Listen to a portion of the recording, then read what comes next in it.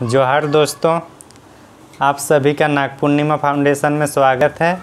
नाग पूर्णिमा foundation का मकसद यही है कि हर घर में शिक्षा की दीप जलाया जाए। हेलो दोस्तों, पंचवर्षीय योजना की सीरीज में हम लोग आखिरी पंचवर्षीय योजना के बारे में आज चर्चा करेंगे आज की इस वीडियो में। और ये 12वीं पंचवर्षीय योजना 2012 से लेकर 2017 तक चली, इसके बारे में हम लोग चर्चा करेंगे। इसका जो मुख्य उद्देश्य या लक्ष्य जिसको हम लोग कहेंगे वो क्या था? लक्ष्य या उद्देश्य जो था वो था तीव्र, धारणीय एवं अधिक समावेशी विकास। मतलब जो 11वीं पंचवर्षीय योजना था उसी को फिर अब तीव्र और धारणीय करके बना दिया इसको। मतलब वो तीव्र गति से प्राप्त करना है। तो तीव्र, धारणीय और क्या बोले, तीव्र, धारणीय एवं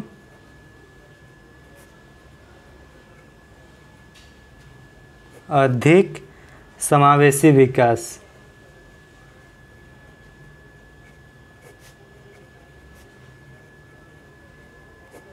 यही 12वीं पंचवर्षीय योजना का लक्ष्य था। अब इसको प्राप्त करने के लिए कोई एक उद्देश्य तो नहीं होगा, कोई एक काम तो नहीं होगा, इसलिए अब काम में भी हम लोग वैरायटी देखेंगे। जैसे कि आर्थिक विकास करना होगा, गरीब और रोजगार लाना होगा, गरीबी कम करना होगा,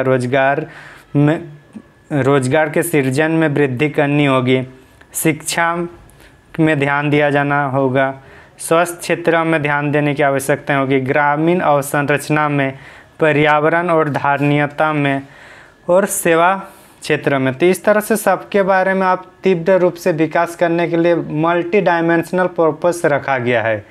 तो एक एक करके थोड़ा थोड़ा देख लेते संक्षेप में। तो पहला हम लोग क्या देखेंगे? आर्थिक विकास।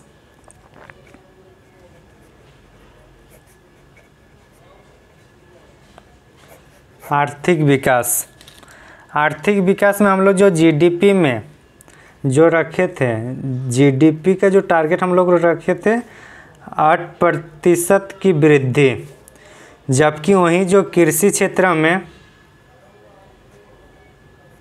रखे थे हम लोग 4% वृद्धि। और उसके साथ ही कृषि के साथ हम लोग विनिर्माण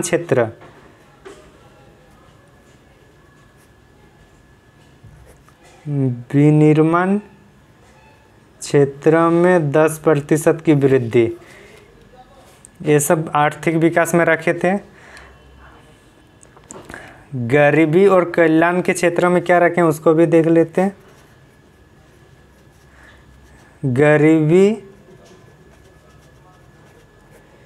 उन्मूलन, ये हम लोग का प्रथम द्वितीय हर एक में मिलेगा। फिर रोजगार सृजन, ये सब को क्या करना होगा? प्रोत्साहित करना होगा। गरीबी उन्मूलन, जल्दी गरीबी उन्मूलन हो, रोजगार को ज़्यादा से ज़्यादा रोजगार सृजन किया जाए। तो ये सब था। उसके बाद फिर शिक्षा के क्षेत्र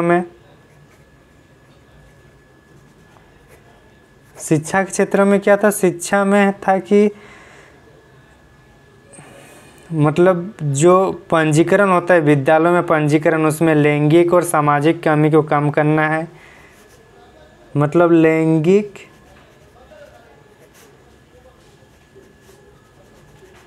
भेदभाव को कम करना है। फिर सामाजिक असमानताएं को कम करना है।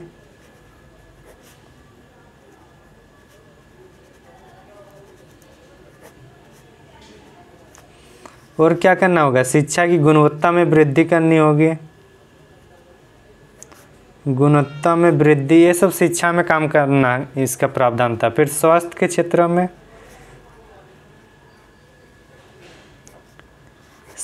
क्षेत्र में क्या करना था इसमें कि जो शिशु मृत्यु दर, मातृ मृत्यु दर, ये सब को घटाना है और बाल लिंगानुपात में सुधार लाना है।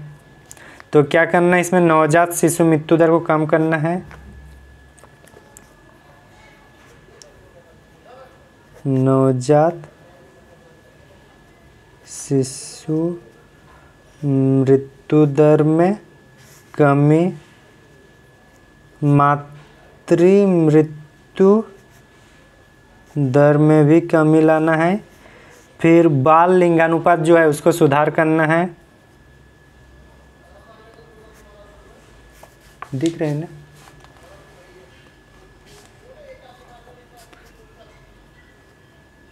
बाल लिंगानुपात में सुधार करना है। तो ये सब है। इसके बाद हम लोग आगे देखते हैं, आगे में क्या है। अच्छा सॉरी, स्वस्थ ये वाला नहीं आ रहा है तो इसको याद रख लीजिए कि बाल लिंगानुपात है मातृ मृत्यु दर के बाद, और मातृ मृत्यु दर नवजात शिशु मृत्यु दर के बाद है। तो आगे हम लोग देखते हैं फिर ग्रामीण क्षेत्र में। ग्रामीण क्षेत्र में और क्या क्या विकास कर रहे थे हम लोग, ग्रामीण क्षेत्रों के बारे में देखते हैं।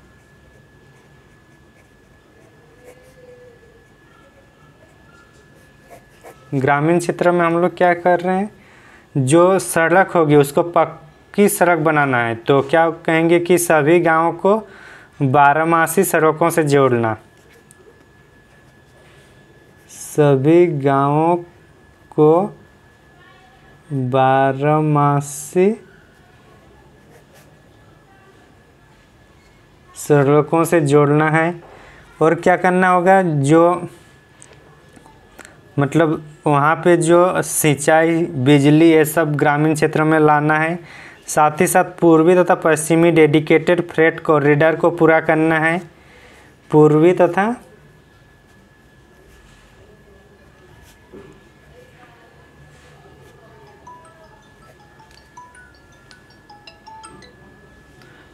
तथा पश्चिमी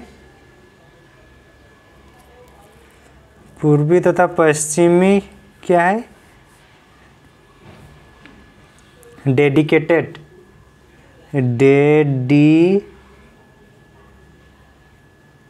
पूर्वी तथा पश्चिमी डेडिकेटेड फ्रेट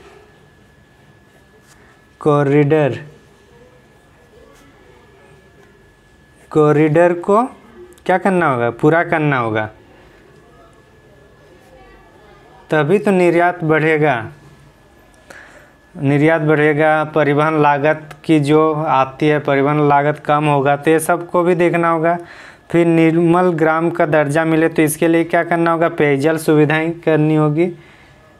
पेयजल सुविधा, ताकि क्या हुए, निर्मल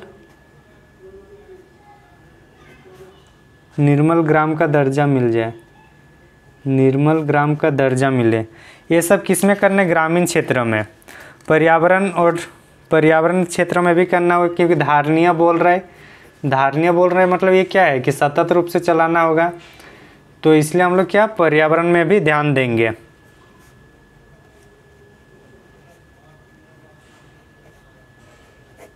पर्यावरणीय और धारणीयता,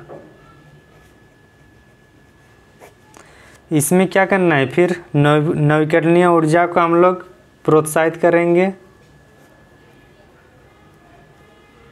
नवीकरणीय ऊर्जा को बढ़ाना है और ये 30,000 मेगावाट तक करना है। इसको 30,000 मेगावाट तक वृद्धि करना है। और क्या करना होगा, इसमें जो हरित क्षेत्र है, हरित क्षेत्रों का क्या करना होगा, विस्तार करना होगा। ठीक, उसके बाद और एक सेवा क्षेत्र में क्या करना होगा, बैंकिंग सेवा, ये सब को सुधारना होगा।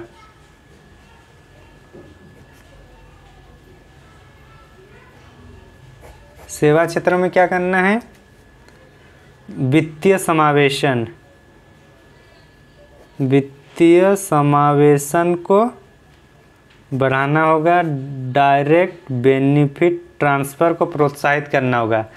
तो इस तरह से कुछ जो मतलब मल्टी डायमेंशनल पॉइंट था उसको हम लोग देखे 12वीं पंचवर्षीय योजना के बारे में।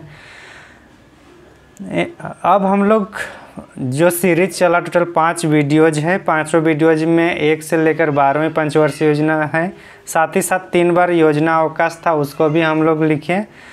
अब इसमें ये देखना है कि मेंस के पॉइंट ऑफ व्यू से क्वेश्चन कैसे रहेगा या कैसे उसमें लिखना है।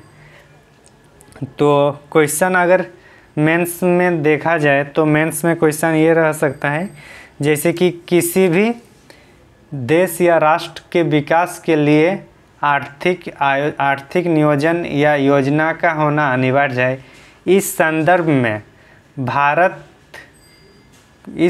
में भारत के दृष्टिकोण से पंचवर्षीय योजना की क्या भूमिका रही है, ये अगर क्वेश्चन रहेगा तो इस क्वेश्चन को अगर जब भी हम लोग लिखेंगे तो सबसे पहले हम लोग योजना के बारे में बताएंगे, फिर पंचवर्षीय योजना के बारे में बताएंगे कि पंचवर्षीय योजना में क्या है, इसका उद्देश्य क्या है, फिर ये कहाँ से लिए हैं ये भी बताएंगे संक्षेप में। और साथ में उसके बाद उसकी भूमिका बताना है, मतलब उसकी इम्पोर्टेंस बताना है। तो इम्पोर्टेंस बताना है तो इसका जो पॉजिटिव इम्पोर्टेंस में एक बार हम लोग प्रथम, द्वितीय, तृतीय इस तरह से एक बार संक्षेप में सभी पंचवर्षीय योजना का महत्वपूर्ण बिंदुओं को लिखेंगे। साथ में साथ उसका फिर सकारात्मक लिखेंगे कि पंचवर्षीय योजना का क्या सकारात्मक रहा है। तो सकारात्मक उपलब्धि में अगर हम लोग देखेंगे तो क्या रहेगा, राष्ट्रीय आय में वृद्धि रहेगा, आर्थिक नियोजन में क्या बोलेंगे हम लोग इसको, सकारात्मक ना, आर्थिक नियोजन की उपलब्धियां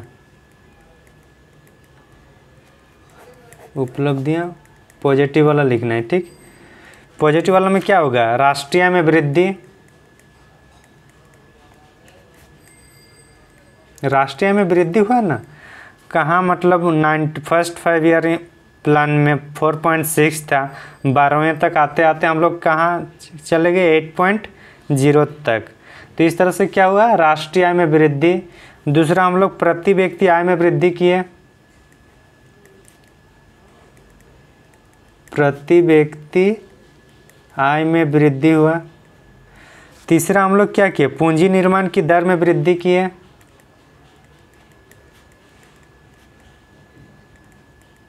पूंजी निर्माण की दर में वृद्धि हुआ। साथ ही साथ पूंजी निर्माण फिर कृषि क्षेत्र या कृषि से संबंधित जितने भी क्षेत्र हैं उसमें हम लोग सुधार किए। कृषि क्षेत्र में क्या हुआ, संरचनात्मक तथा संस्थागत सुधार किए। उसके बाद पॉजिटिव पॉइंट में क्या होगा, उद्योगों का विकास,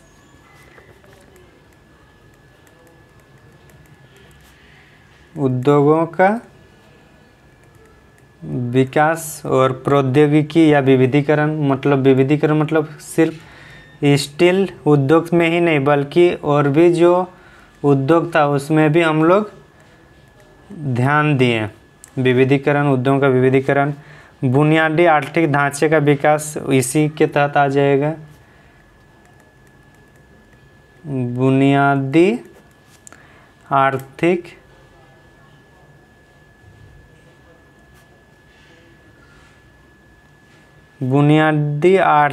ढांचे का विकास। और ये सब जब हो जाएगा तो क्या होगा, सामाजिक आधारित जो संरचना होगा वो विकास होगा। तो सामाजिक व्यवस्था, सामाजिक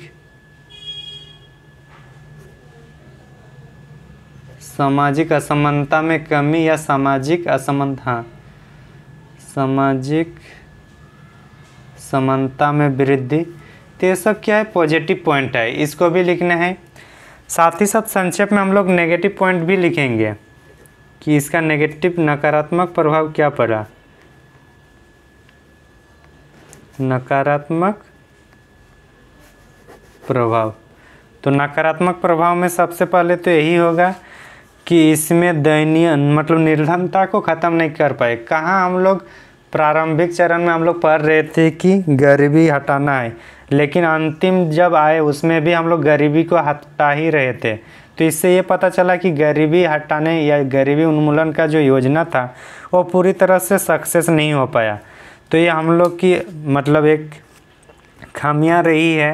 तो क्या लिखेंगे इसमें? दयनीय निर्धनता या निर्धन की स्थिति, दयनीय निर्धनता। और हम लोग क्या लिखेंगे? बेरोजगारी की समस्या अभी भी बनी है, बेरोजगारी की समस्याएं। साथ ही साथ और क्या? पक्षपात वितरण, मतलब संसाधनों का असमान